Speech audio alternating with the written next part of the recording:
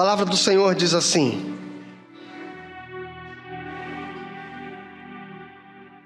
profeta Isaías capítulo 8, versículo 1. O Senhor me disse: pegue uma tabuleta grande e escreva nela de maneira inteligível: Maher Salal Hasbaz.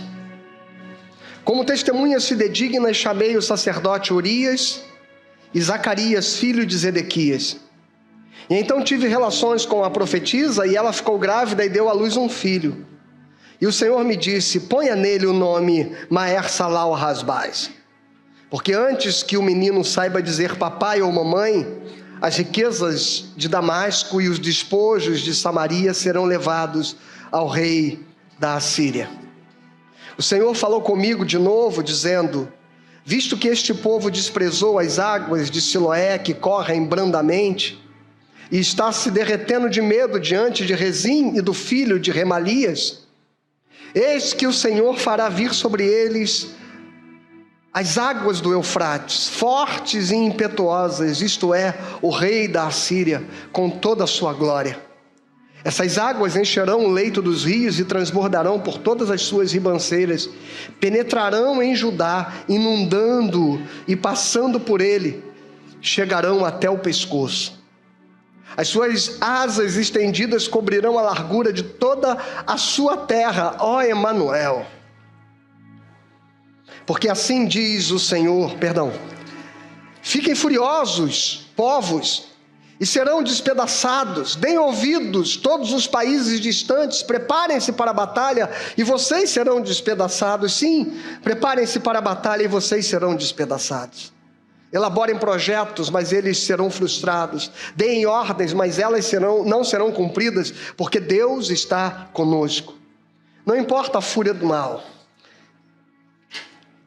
porque assim diz o Senhor: tendo a forte mão sobre mim, e me advertiu que eu não andasse pelo caminho deste povo. Ele disse: não chamem conspiração a tudo que este povo chama conspiração. Não temam aquilo que o povo teme, nem fiquem apavorados. Ao Senhor dos Exércitos, a Ele vocês devem santificar. É a Ele que devem temer. É dele que devem ter pavor. Ele será um santuário para vocês, mas será pedra de tropeço e rocha de ofensa às duas casas de Israel.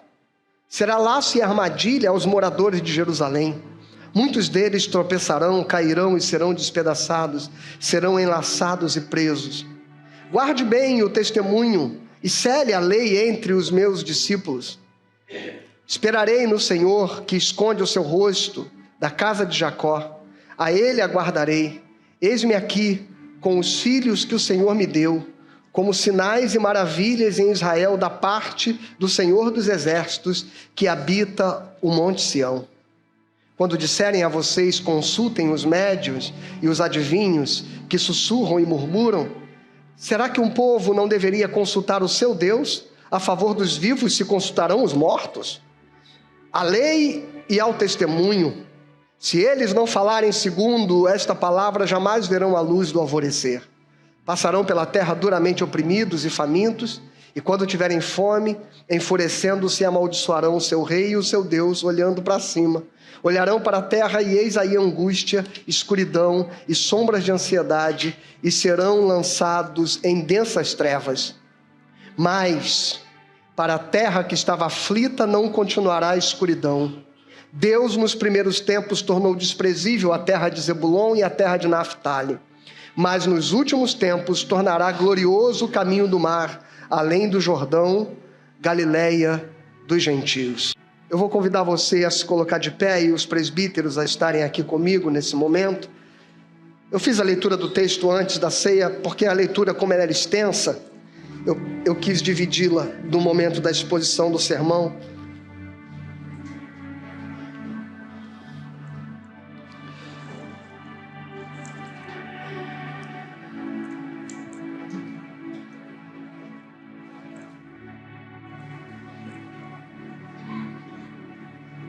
Aleluia.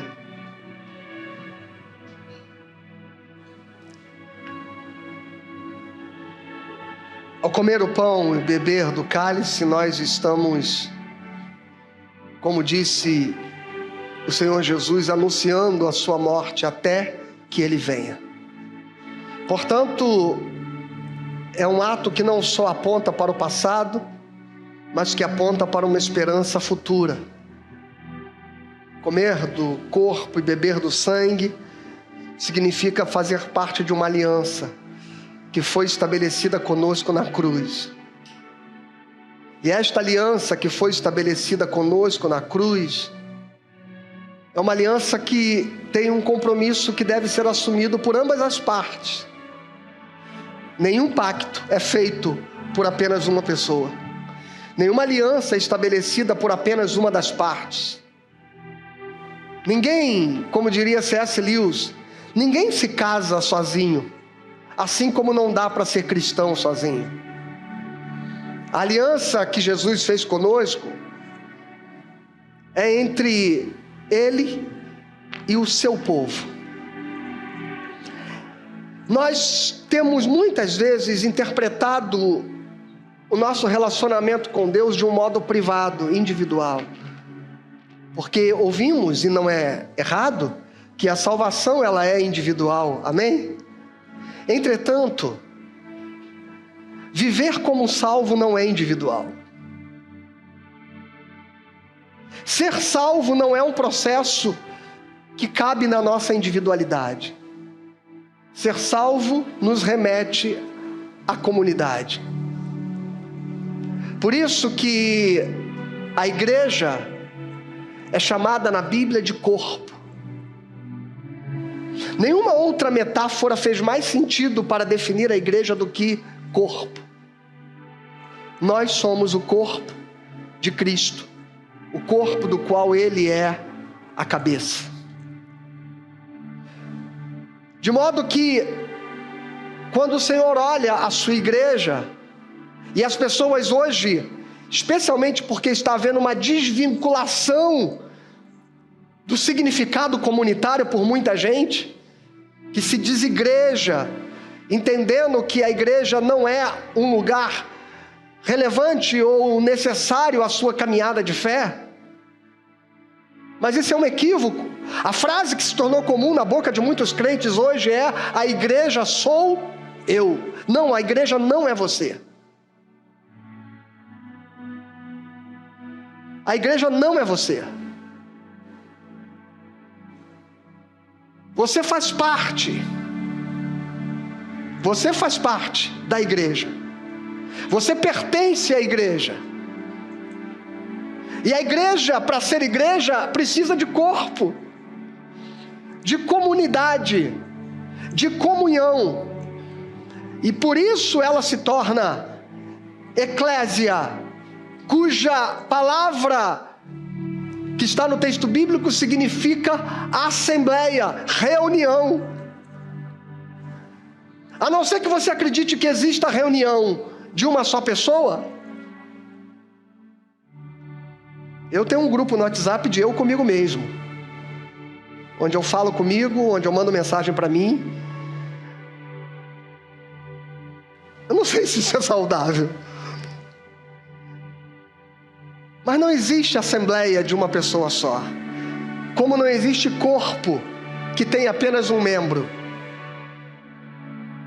Por isso que eu não sou a igreja. Eu constituo e faço parte da igreja. Eu estou contido na igreja. Sabe, quando a gente aprendeu matemática na escola, a gente aprendeu os conjuntos. Sabe? E a gente aprendeu o conceito de estar contido e não estar contido, de contém e não contém. Quem lembra desse negócio? E você nunca sabia qual era o símbolo de uma coisa ou de outra, né? Quando era o Czinho para lá, o Czinho para cá, para cima, para baixo. Pertence e não pertence. Eu pertenço à igreja. Eu estou contido na igreja. A igreja me contém. Se eu for tirado dela, eu não sou mais igreja. Por isso que há sacramentos, por isso que há ceia e por isso que há batismo. Para que a gente assuma um pacto de fazer parte de um corpo. E quando a Bíblia diz: aqueles que ceiam sem discernir o corpo trazem juízo para si, é disso que está falando. É quem não entende que ser cristão é ser corpo. Ao cear, lembre-se, você não só está comendo o corpo de Cristo, mas você está declarando que pertence a Ele. E, portanto, carrega em você todos os compromissos de quem assumiu o lugar de corpo de Cristo. Todo o compromisso do serviço, da entrega, do amor que Jesus exerceu, agora este compromisso é nosso, porque nós somos o corpo de Cristo. Comer do pão e beber do cálice significa afirmar que você vive em comunhão, e que não só vive em comunhão, mas como viver em comunhão faz com que você desempenhe um lugar importante e fundamental no corpo. Você não é a igreja, mas se você olhar para o lado e olhar para si, nós poderemos dizer que nós somos a igreja, e só nós somos a igreja. E só nós, todos aqueles que creem em Jesus como seu Salvador, aqui, em qualquer denominação, em qualquer lugar neste mundo, só nós somos a igreja. Porque o Pai, Ele é sempre nosso. O pão, Ele é o pão nosso que se reparte. É sempre nós e nunca eu. Então eu sei que você já fez isso, já saiu do seu lugar, já falou com um monte de gente. Não precisa sair do seu lugar, não. Mas aperte a mão de alguém, e se você tiver a devida liberdade e intimidade, abrace alguém e diga: nós somos a igreja. Nós somos a igreja. A estola na cor roxa ou lilás combina com as velas da coroa do advento, não por acaso. Porque essas são as cores da espera, as cores da contrição, as cores do coração sendo moldado e preparado para a comunhão do Senhor e para a vinda do Senhor. Como nós lemos o texto do profeta Isaías a partir do capítulo 8 e até um fragmento do capítulo 9, eu não vou lê-lo, mas vou ler os fragmentos, e nós vamos agora sim por partes, de forma expositiva em cada um dos fragmentos desse texto. Mas eu queria, antes de mais nada, irmãos, dizer que na medida em que o tempo passa, a igreja, ela vai se secularizando. E este não é um fenômeno apenas do século 21. A igreja secularizada. O que é a igreja secularizada? É a igreja que adquire prerrogativas e características seculares, ou seja, aquilo que na linguagem mais comum dos crentes se chama as coisas do mundo. As coisas do mundo. O problema é que nós normalmente associamos as coisas do mundo aquilo que para nós se torna evidente como a imoralidade do mundo, a impureza do mundo, a pornografia do mundo, mas não é isso que é secularização. A secularização se dá em outro aspecto que eu já vou dizer. E quando eu digo que a secularização, ou seja, moldar-se ao século, ao seu século, é um problema que não é só da igreja atual, porque lembre-se, já na carta aos Romanos, o apóstolo Paulo nos alertava a respeito disso. Romanos capítulo 12, versículo 1, o que diz?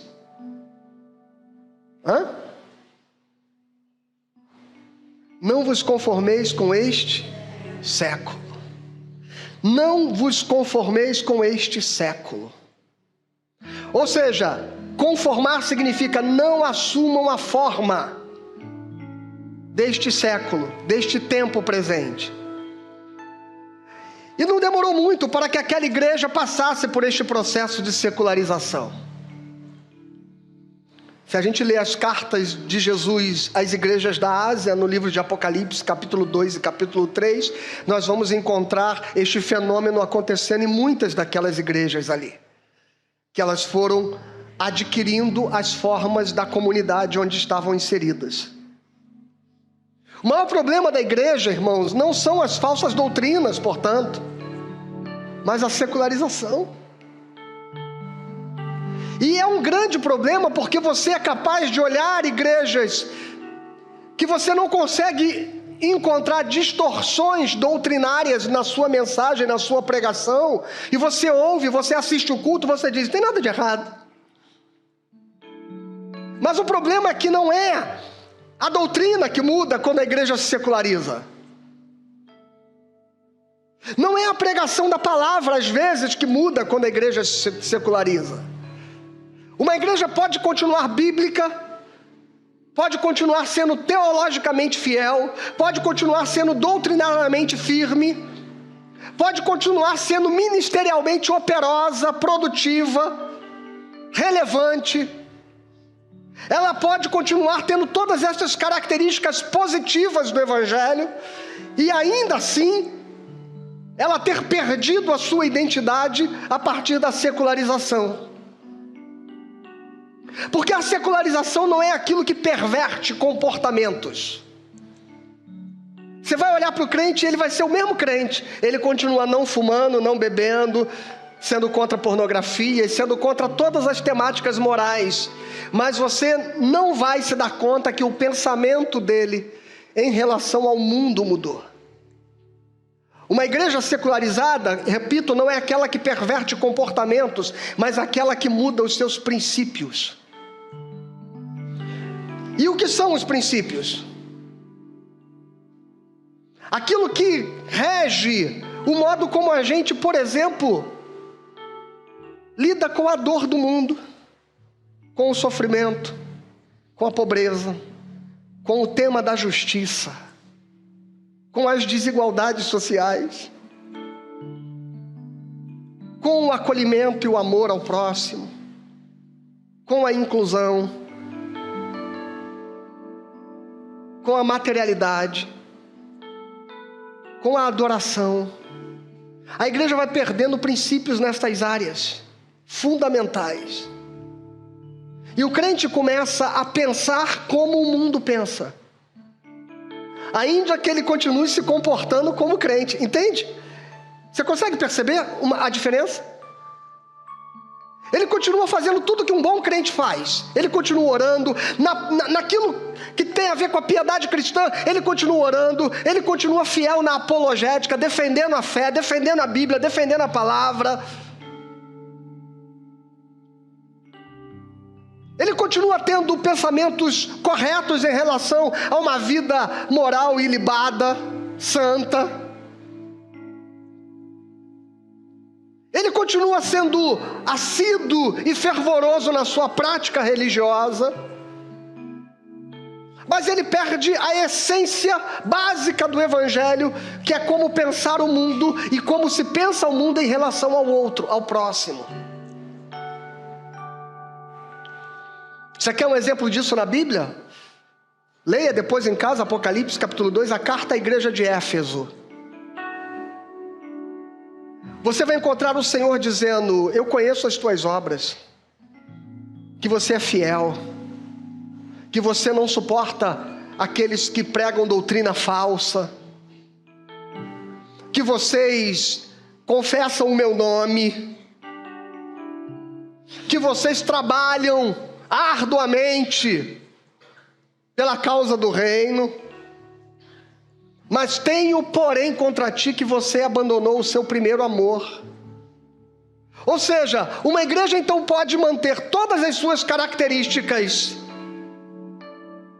religiosas, comportamentais, doutrinárias, dogmáticas, mas ainda assim, os seus membros, a partir daquilo que têm ouvido de ensino, e de exemplo e de modelo, perderem a compreensão do que é ser cristão num mundo caído.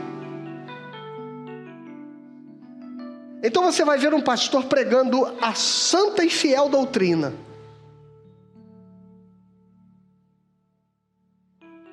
num país de uma quantidade enorme de gente simples e pobre como nós, mas usando um Rolex de 100 mil reais.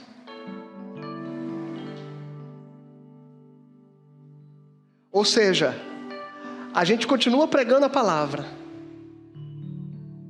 mas a gente perdeu o significado do que significa a ética cristã no mundo. E se há um problema que acontece com a igreja, ele não é moral, ele é ético. Aliás, os religiosos são hábeis em tratar da moralidade, mas a sua ética é frágil demais. É frágil. Estamos corrompidos no modo como a gente banalizou a vida, como a gente ignora o sofrimento, a dor alheia, como a gente levanta bandeiras que defendem opressão, morte, chacinas.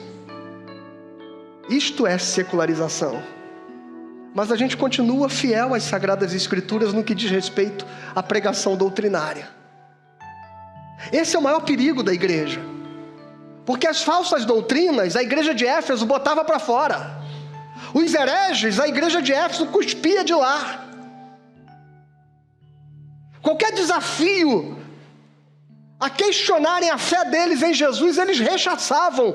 Eles afirmavam todos os dias a sua fé verdadeira em Jesus. Mas o Senhor diz: mas vocês perderam o primeiro amor.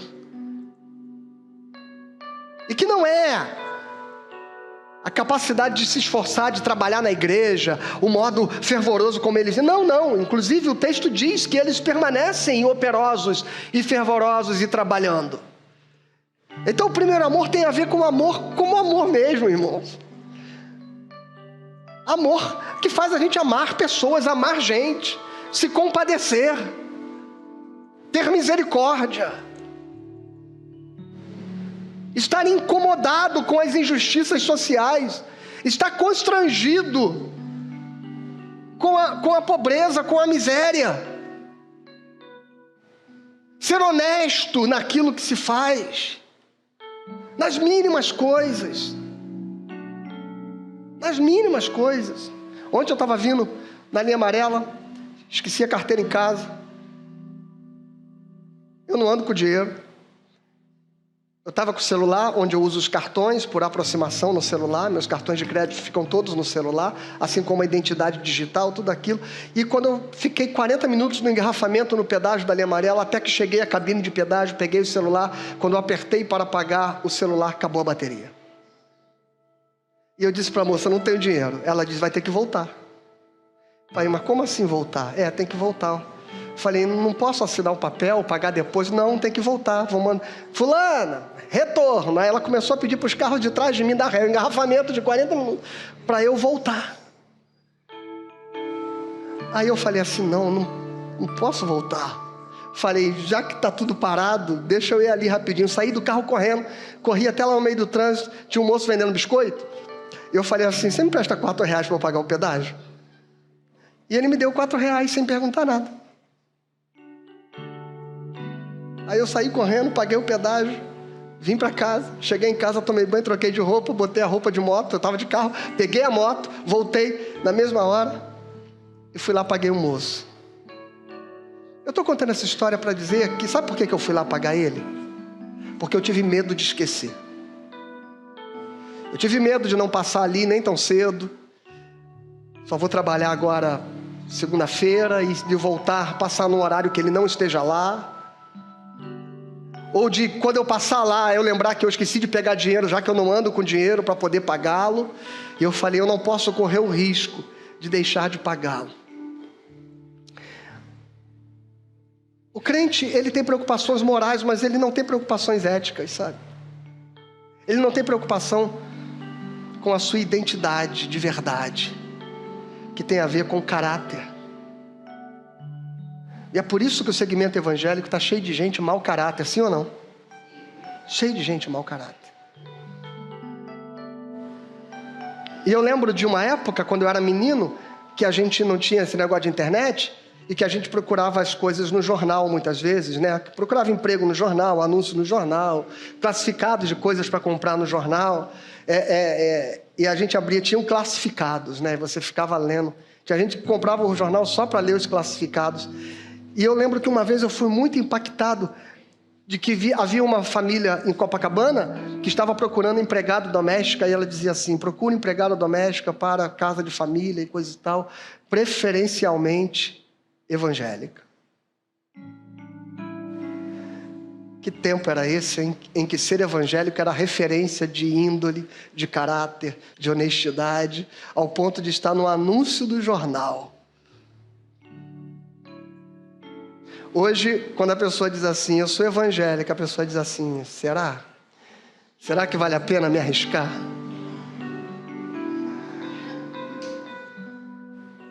O que isso tem a ver, irmãos, com a palavra que nós lemos?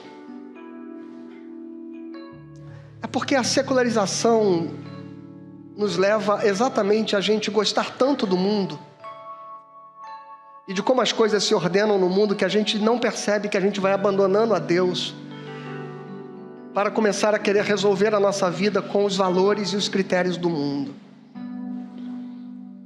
Os jeitinhos que vão dando certo para fulano e para cicrano, sabe? As coisas que a gente faz e que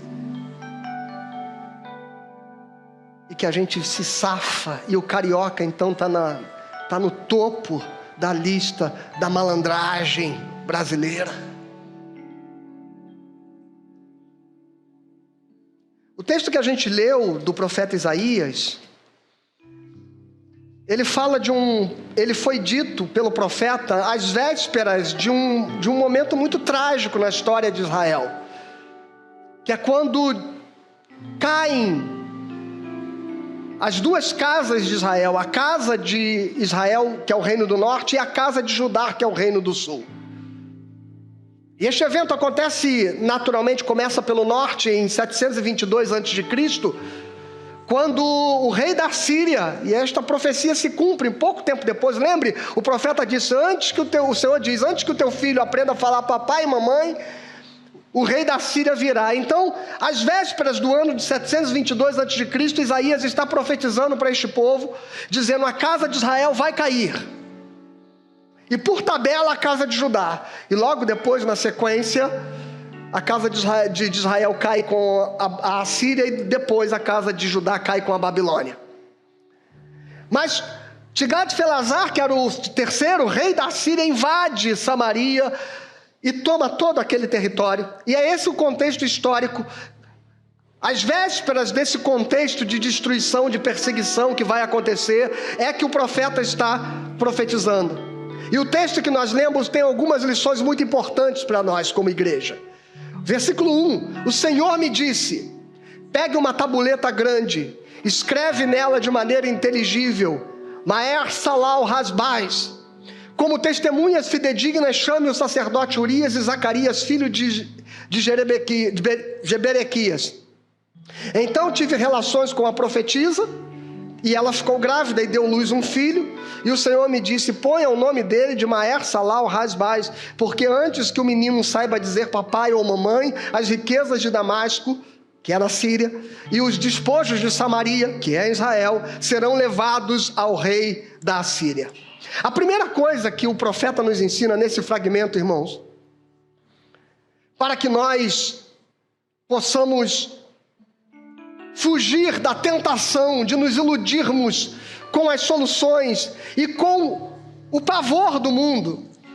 Porque o cristão de hoje, ele não é só aquele que se apaixona pelas benesses, pela prosperidade do mundo, pelas riquezas do mundo e pelos meios pelos quais as pessoas estão buscando felicidade no mundo. O cristão de hoje é aquele que também se apavora com as tragédias do mundo, se desespera com a violência, se desespera com as dificuldades e com o mal. O cristão de antigamente, o cristão não secularizado, era aquele que não se deixava iludir pelas promessas de alegria deste mundo e não se deixava desesperar pelas dificuldades deste mundo. O cristão de antigamente era um cara Ele era um cara zen. Sabe por quê? Porque acontecesse o que acontecer, o que viesse a acontecer, ele confiava em Deus de uma forma inabalável.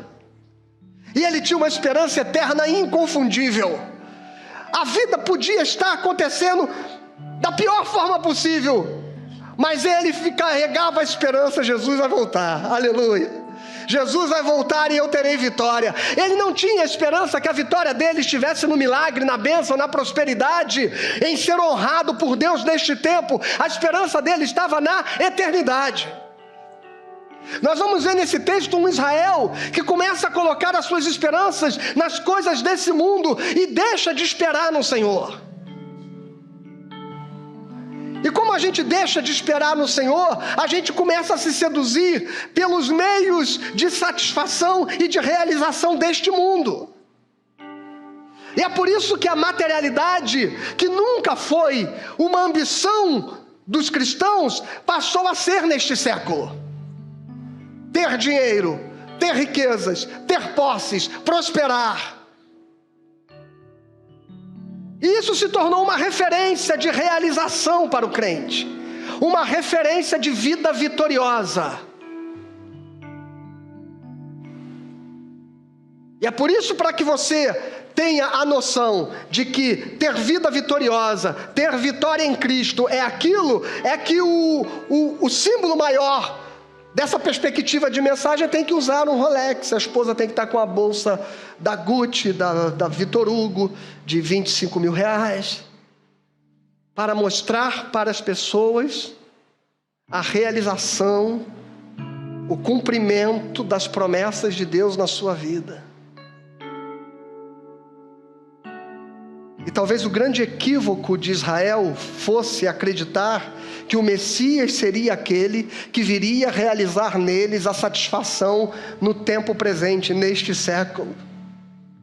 E se nós olharmos nessa perspectiva, o Messias, de fato, Jesus não foi o que os profetas diziam que ele seria. Jesus não foi aquilo que foi profetizado a respeito dele. Jesus não foi aquele que trouxe vitória a Israel, triunfo a Israel, prosperidade a Israel, paz a Israel. Jesus não fez nada disso. Então, ele não era o Messias? Não, é porque a promessa de Deus nunca esteve aprisionada a este tempo, a esta história. A promessa de Deus, ela é eterna.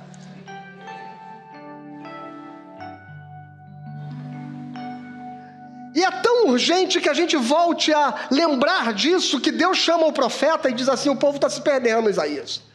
O povo está se iludindo.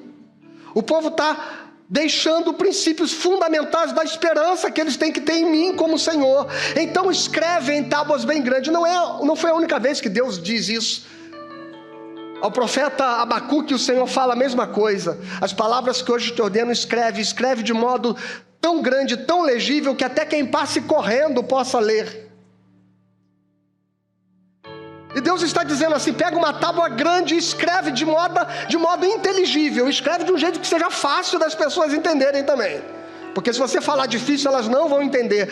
Irmãos, a primeira coisa que eu aprendo com esse texto é que nós precisamos pregar o Evangelho de um modo intencional e de modo claro.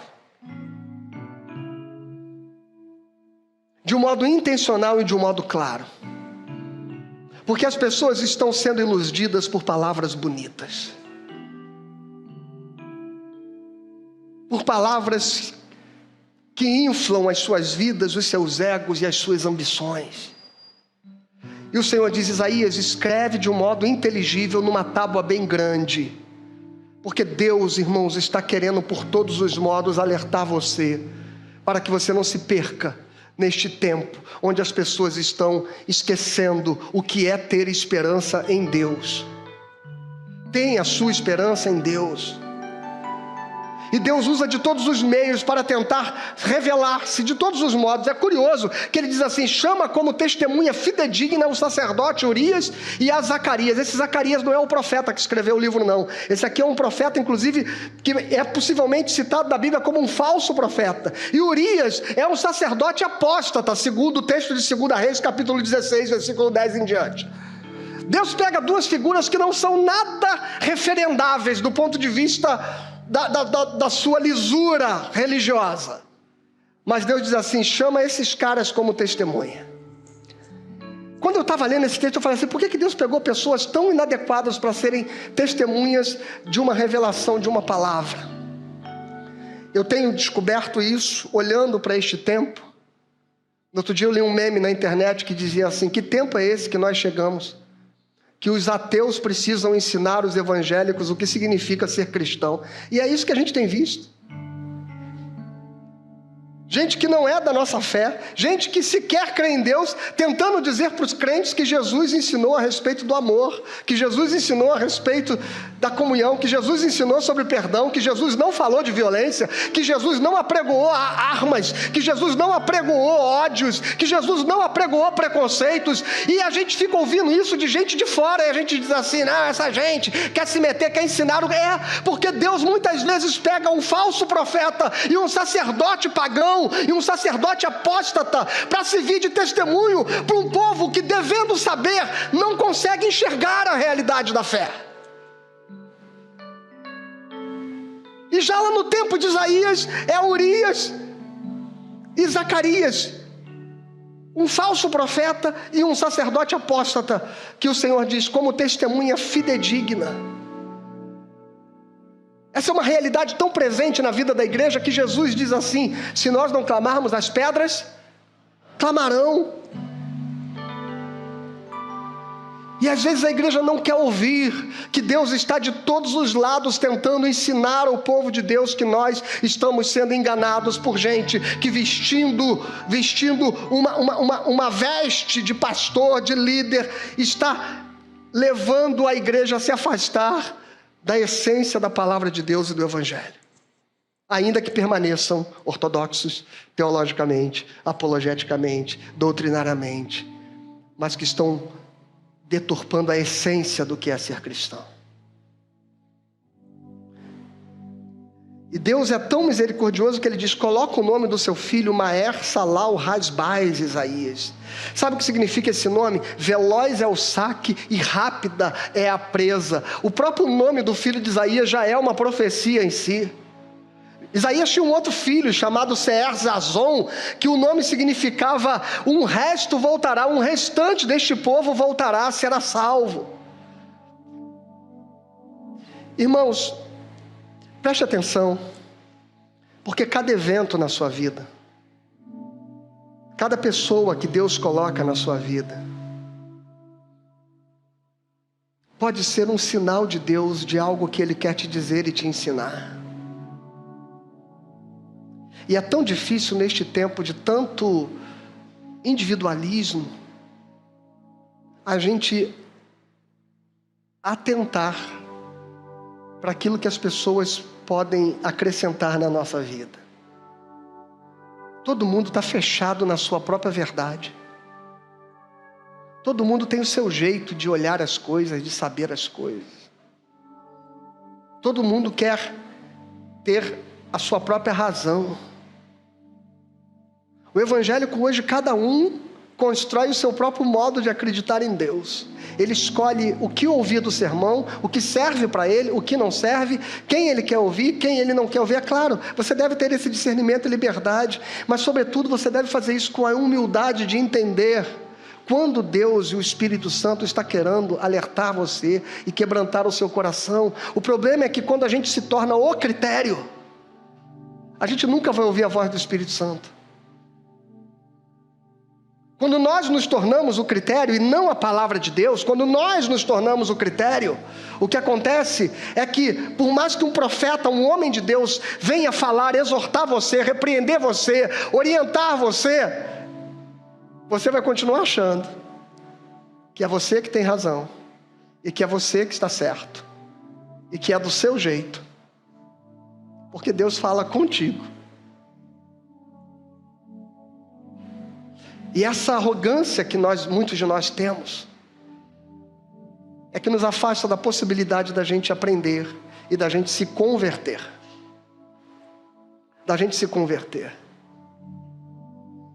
Eu, quando olho muitas coisas que já ensinei, que já preguei, e tem gente que talvez que me acompanha há muitos anos, diga assim: mas o senhor não falava isso antes, não era desse jeito, já ouvi o senhor falar uma coisa diferente. Pois é, mas eu mudei. E talvez as pessoas digam assim, mas mudou? Então naquela época você achava que isso era certo e hoje não mais? Naquela época era desse jeito e agora é de outro? Estranho seria se eu vivesse a minha vida inteira acreditando nas mesmas coisas, do mesmo modo. Significa que eu jamais teria aprendido nada. Você está entendendo, irmãos? Porque é exatamente a capacidade da gente mudar o modo de pensar, e muitas vezes nós vamos ensinar diferente. Por quê? Porque a gente terá aprendido alguma coisa nova. E quando a gente aprende algo novo, a gente muda. Mas não pode se encher um copo que já está cheio.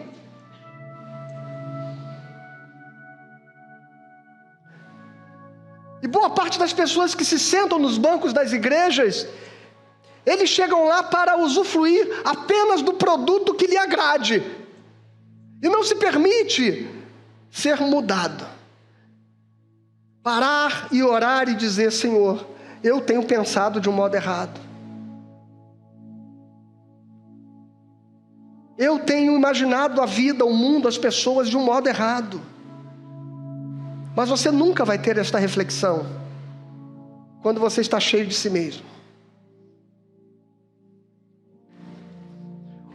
O próximo fragmento diz assim: o Senhor falou comigo de novo, dizendo, verso 5 que eu estou.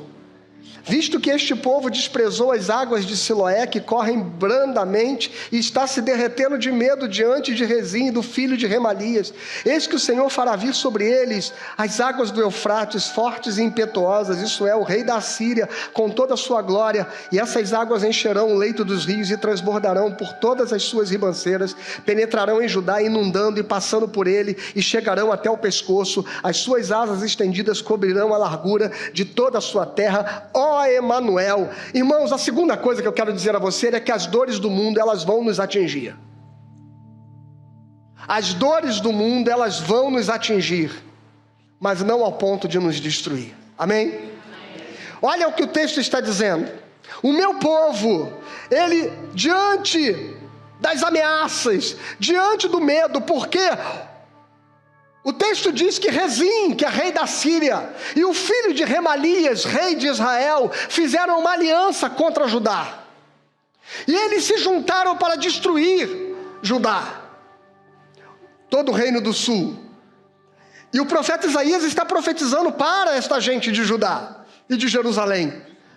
E ele está dizendo, diante das ameaças, vocês deixaram, o Senhor está dizendo, eles me deixaram, eu que sou um rio que corre brandamente. Irmãos, coisa linda quando o profeta Isaías, em mais de 2 capítulos aqui, no capítulo 47, se não me engano, e no capítulo 66, ele diz assim, se vocês me ouvirem e me obedecerem, a minha paz virá a vocês como a paz de um rio.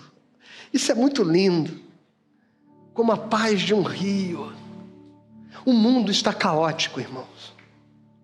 O mundo está caótico. O mundo está se destruindo, o mundo está em trevas, o mundo está sofrendo, o mundo está em dores, as famílias estão sofrendo, as pessoas estão sofrendo, a violência tira vidas de forma mais banal que nós podemos entender. Esta semana, sabe, a gente sabe que muita gente sofre assassinatos brutais, mas essa semana foi impressionante, a cena foi filmada, o guarda da Guarda Nacional, que morreu na calçada da rua, aqui no Valqueire.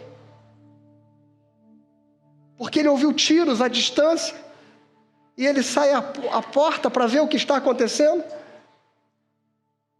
E o cara tinha tentado matar a mulher, a ex-mulher, se eu não me engano, e sai correndo pela calçada, e ele simplesmente abre a porta. E quando ele abre a porta e bota a cara na rua, o cara que ia correndo assustado, simplesmente deu um tiro, que pegou no olho dele e tirou a sua vida.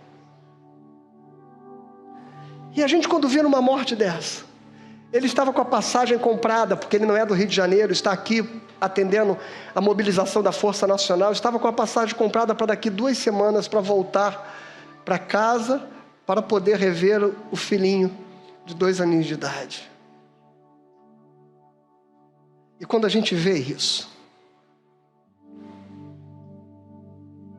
é muito fácil a gente se encher de ódio, de raiva, a gente perder a esperança, a gente se deixar levar por sentimentos e a gente começar a legitimar a violência e a morte, a vingança, o retorno, e aí se a gente vê a polícia reagindo, indo lá matando 5, matando 6, a gente vai dizer assim, bem feito, tem que matar mesmo, porque olha o que estão fazendo, porque a gente vai mudando a nossa mente a partir da violência sofrida, e o Senhor está dizendo, por causa do medo, do pavor, por causa da guerra, por causa da destruição, vocês abandonaram a minha paz, que é a paz como de um rio,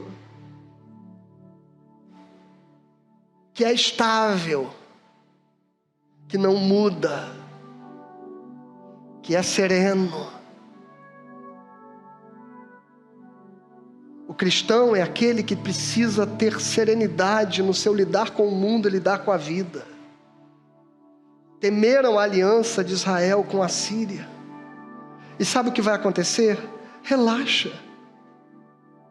Relaxa, porque a justiça de Deus virá sobre estas nações. Olha o que o profeta está dizendo. O rei da Síria virá sobre ele, Judá. Calma. E virá como um rio impetuoso. E vai varrer a Rezim. E vai varrer ao filho de Remalias. E vai varrer o rei da Síria. Damasco e Samaria virarão despojos para os assírios. Mas não acredite que esta guerra vai acontecer só lá. Estas águas vão transbordar sobre Judá também. Mas tem uma coisa aqui que me chama atenção nesse texto. Eu não sei se você prestou atenção. Que diz que as águas vão varrer Samaria, e vão varrer a Síria, e vão chegar a Judá, e vão inundar Judá, mas só até o pescoço. Sabe o que o profeta está dizendo para Judá? A guerra vai chegar aqui. A violência chegou no nosso bairro. O Comando Vermelho tomou as comunidades de Jacarepaguá. A milícia tomou todo o resto que não foi tomado pelo Comando Vermelho. As ruas estão violentas. A situação deste país não é das melhores. Não tem sido nas últimas décadas. E o meu povo não viverá incólume diante disso. Vocês também vão sofrer a violência, vão perder emprego, vão passar dificuldades, vão sofrer enfermidades, vão sofrer dores. As águas deste rio do mundo, elas vão vir e vão inundar também as nossas casas. Aquela ideia de dizer assim, não, a pandemia, crente não vai morrer porque praga nenhuma chegará na sua tenda. Você ouviu alguns lugares isso sendo dito? Que você não precisava se preocupar? Praga nenhuma chegará. Não, vai chegar sim. E a gente perdeu gente aqui, gente amada, gente querida, pais e mães desta comunidade foram perdidos, nosso presbítero se foi, nós sofremos as dores deste mundo sim, mas o Senhor está dizendo, mas estas águas virão só até o pescoço, elas serão capazes de vos atingir, mas não de nos destruir, não de nos destruir. E quando o Senhor está dando essa profecia para o profeta Isaías, eu não sei se você consegue entender aqui a última frase, quando o Isaías toma noção da destruição que virá sobre toda aquela região, ele levanta um clamor para o Senhor, ele diz assim, Deus... Está na última frase do versículo 8. Deus, as suas asas, ou seja, as asas deles, as asas da Assíria, elas serão estendidas e cobrirão toda a largura de uma terra, Senhor, que é tua. De um povo que é teu. Oh, Emanuel, aleluia, quando a destruição veio, quando a guerra veio, quando a Síria veio, quando a Babilônia veio, havia um profeta dizendo que ele crê na esperança de que o Messias virá, Deus conosco, ele diz, eu espero o Emanuel, aleluia. Quando estas coisas acontecerem, quando a dor chegar, quando o sofrimento chegar, quando a violência nos atingir, não se desespere, o teu Senhor virá. Oh, Emanuel! E ele clama ao Senhor usando o nome do Messias, Deus conosco. E aí no próximo fragmento ele sedimenta essa esperança, quando ele diz assim, então, que os povos fiquem furiosos, eles serão despedaçados. Deem ouvidos todos os países distantes, viu? Podem se preparar para a batalha. vocês serão derrotados. Sim, podem se preparar o quanto quiserem, vocês serão despedaçados. Elaborem projetos, mas eles serão frustrados. Deem ordens, mas elas não serão cumpridas. Por quê? Por quê? Ah, irmãos, é essa esperança que você tem que ter. Não importa. Deus está conosco, esta é a terceira coisa. Deus está conosco. Não importa a fúria do mal. Não importa o ímpeto das tribulações, não importa os planos de Satanás, não importa o que intentarem contra nós, não importa, viu, para gente que fica com medo das coisas espirituais, não importa que ordem foi dada no mundo físico ou no mundo espiritual contra você, contra a sua casa, contra a sua família, não importa, o Senhor é conosco. Deus é comigo. Deus é comigo. E se prepare, igreja. Esta é uma palavra do advento que nos prepara para a vinda do Senhor. A igreja passará pela tribulação.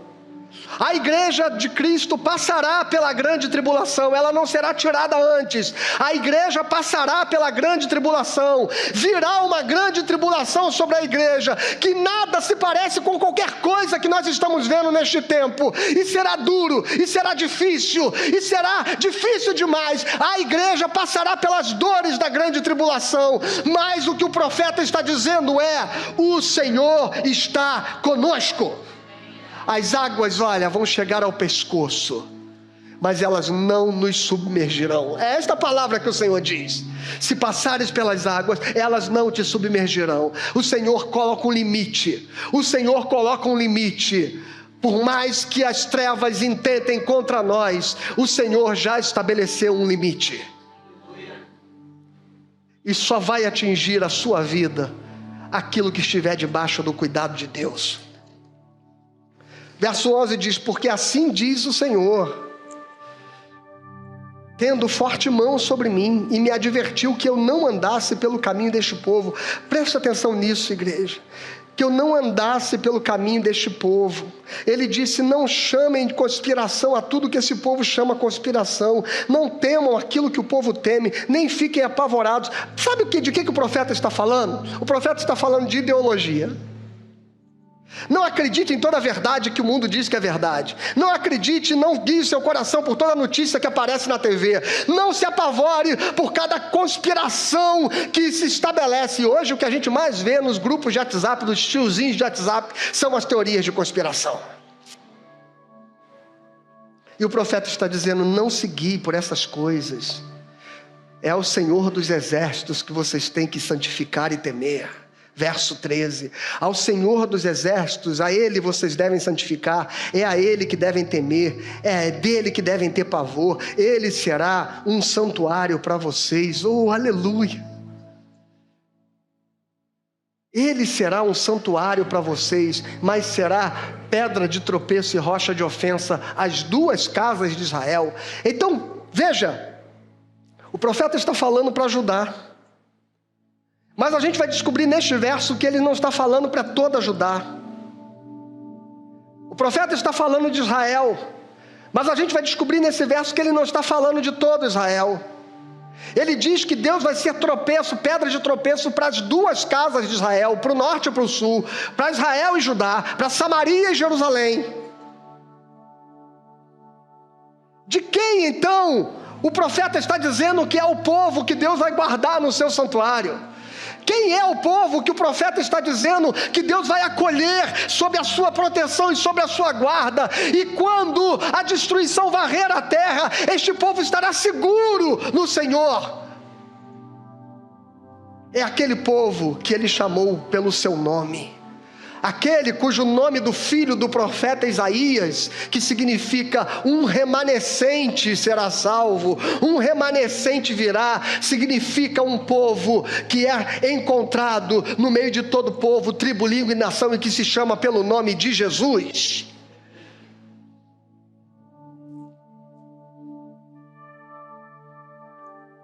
O povo de Deus que se rende ao seu Deus. Ele é o nosso refúgio. Ele é o nosso refúgio. Se esconde em Deus, irmãos. Se esconde em Deus, para de brigar essas brigas tolas no mundo, essas confusões tolas da ideologia política do mundo. Para de se embater com essas coisas, defendendo ideias que foram forjadas por conspirações de homens que vivem tentando o mal e maquinando uns contra os outros. Você é aquele que se refugia em Deus e que espera no Senhor. E o verso 19 diz: e quando disserem a vocês, consultem os médiuns e os adivinhos, que sussurram e murmuram, será que o povo não deveria consultar ao seu Deus? A favor dos vivos se consultarão os mortos, a lei e ao testemunho, se eles não falarem segundo estas palavras, jamais verão a luz ao alvorecer.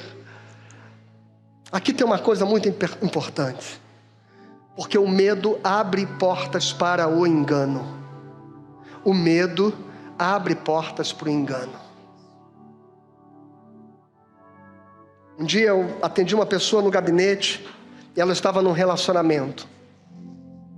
E ela estava num relacionamento muito ruim. De certa forma, abusivo até.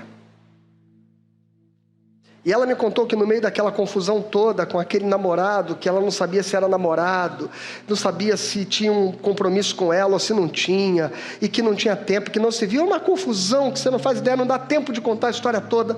Mas em dado momento ela diz que ela estava assim muito atribulada num determinado lugar, e aí aparece uma certa médium, que revela para ela tudo o que ela estava passando, e que revela para ela tudo o que estava acontecendo, e que adivinha a vida dela toda assim do nada, e ela fica surpreendida com aquilo, e apresenta para ela uma solução, e diz que se ela fizesse determinadas coisas, aquele problema seria resolvido. E ela embarcou naquela história. Crente que era, evangélica. E ela embarcou naquela história. Porque o desespero leva as pessoas a depositarem a sua fé em tudo que pareça ser esperança. Mas o texto está dizendo que se a solução da sua vida não for segundo esta palavra, meu irmão, jamais verão a luz do alvorecer. Serão soluções contingentes, provisórias, passageiras, de uma noite que vai ser seguida de outra noite, e de outra noite, e de outra noite, e estes ouvidos que você dedicou a ouvir vozes que não provêm de Deus, irão levar você para viver apenas a caminhar no escuro. E vai dar certo? Vai. Você vai caminhar? Vai. E vai resolver? Provisoriamente vai, mas você jamais verá o dia, a luz do sol nascer. Jamais será um dia novo, jamais será uma vida transformada, jamais será uma vida redimida, jamais será uma vida restaurada, será sempre uma vida lutando contra os mesmos vícios, os mesmos erros, os mesmos pretextos, os mesmos problemas. Por quê? Porque não há solução que não venha de Deus. Então você precisa ouvir o Senhor. Onde você tem buscado conselhos? Onde você tem buscado respostas? Há sabedorias muitas no mundo.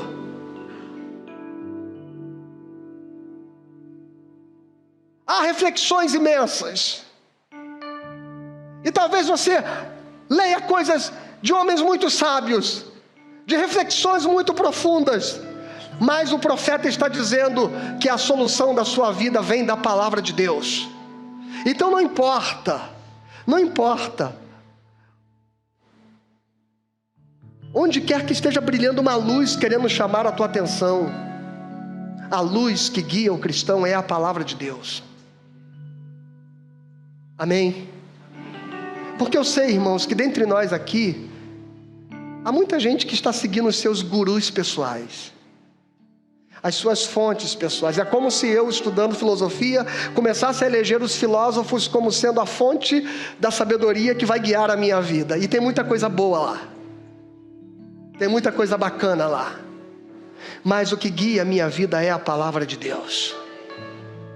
É a palavra de Deus. Essa semana entreguei um trabalho falando sobre a constituição da família à luz de determinado pensador. E o meu trabalho tinha umas 13 páginas. Umas 5 delas eram o pensamento do pensador. E todas as outras 8 eram eu dizendo o que Deus diz a respeito disso. E não interessa se o professor vai gostar ou não de eu ter citado a minha fé no meu trabalho. Ele cita a Bíblia nas suas aulas, então ele me deu legalidade. Sabe por quê, irmãos? Porque o que guia a nossa vida é a palavra de Deus. E não importa onde você esteja indo buscar sabedoria, isto não trará luz.